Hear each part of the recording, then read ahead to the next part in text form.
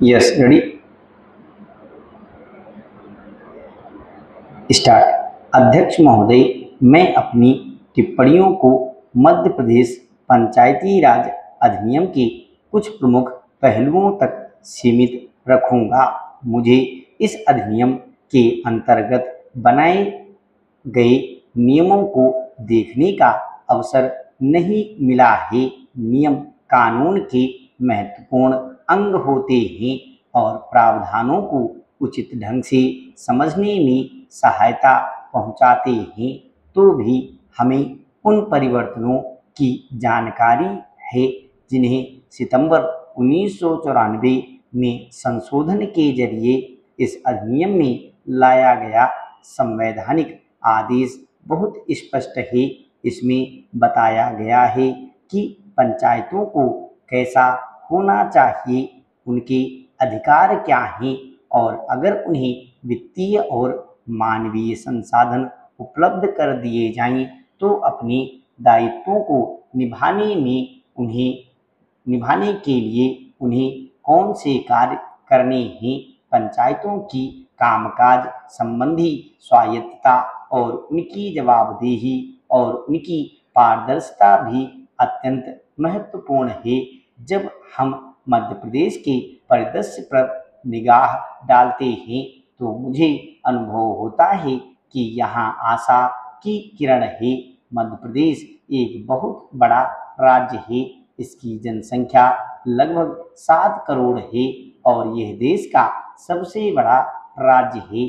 यहाँ पंचायतों में लगभग 5 लाख वार्ड हैं और चुनाव के संचालन में 5 लाख लोग शामिल रहे हैं। यहाँ चुनाव कराना निश्चय ही बहुत बड़ा काम था और एक बार में ही सफलतापूर्वक चुनाव का संपन्न हो जाने का श्रेय राज्य प्रशासन को जाता है। एक और महत्वपूर्ण बात है सत्ता का हस्तांतरण। मैंने अगस्त 1994 में सरकारी आदेश का अध्ययन किया है। इसमें 24 अनुसूचियां हैं जो सरकार के विभिन्न विभागों द्वारा पंचायतों को सत्ता के हस्तांतरण का संकेत देती हैं। इसके लिए बहुत सावधानी पूर्वक अभ्यास किया गया है और विभिन्न स्तरों पर सत्ता को हस्तांतरित किया गया है। स्वयं इस अधिनियम में ग्राम पंचायतों को अधिकांशतः नगर पालिका संबंधी कामकाज दिए गए हैं। जनपद पंचायतों को विकास संबंधी कार्य और जिला पंचायत को अनुवीक्षण का काम सौंपा गया है। लेकिन जो आदेश जारी किए गए हैं उनमें विकास संबंधी कार्यों को सभी स्तरों पर पंचायतों को दिया गया है। यह एक सुखद परिवर्तन है। फिर भी यह काम अभी होना बाकी है कि इन प्रावधानों को अधिनियम में शामिल किया जाए ताकि एक तरह का स्थायित्व और वैधानिक सुरक्षा प्राप्त हो। राजस्व संबंधी कामकाज के बारे में व्यवस्था विशेष रूप से उत्साहवर्धक है। भू राजस्व की वसूली और साथ ही इसके विनियोग का काम पंचायतों को दिया गया है जो उचित ही है।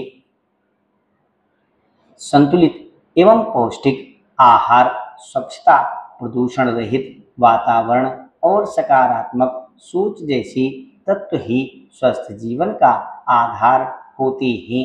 मगर हमारी बदलती जीवन शैली में इन तत्वों का अभाव साफ देखा जा सकता है।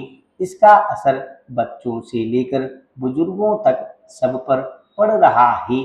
यही वजह है कि अब बच्चों और किशोरों में भी कई तरह के शारीरिक एवं मानसिक विकार पैदा हो रहे हैं।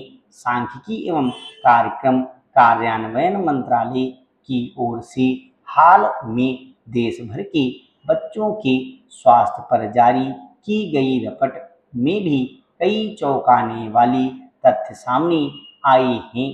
इसमें कहा गया है कि 5 से 9 वर्ष की आयु के 1/3 से अधिक बच्चे रक्त में ज़्यादा वसा जमा हो जाने की समस्या से ग्रसित हैं, जो भविष्य में हृदय रोग और मधुमेह और अन्य गंभीर बीमारियों का कारण बन सकती है। ये आंकड़े सिर्फ स्वास्थ्य संबंधी समस्याओं को उजागर करने तक सीमित नहीं हैं, बल्कि हमारी आधुनिक जीवन शैली को लेकर एक गंभीर चेतावनी भी है। इस रिपोर्ट से पता चलता है कि पहले जिन रोगों का खतरा अधेड़ और वृद्ध लोगों को होता था, उनकी जद में अब बच्चे भी आने लगे हैं। बच्चों के रक्त में ज़्यादा वसा की समस्या से जम्मू कश्मीर, पश्चिम बंगाल और पूर्वोत्तर राज्य सबसे ज़्यादा प्रभावित हैं। यह वास्तव में दुखद स्थिति है कि पश्चिम बंगाल में 67% से अधिक, सिक्किम में 64%, नागालैंड में 55%, असम में 57% और जम्मू कश्मीर में 50% बच्चों में ये समस्या पाई गई है। जाहिर है कि इस समस्या का एक कारण हमारे खान पान का बदलता स्वरूप और परिवारों में इसके प्रति लापरवाही भी है।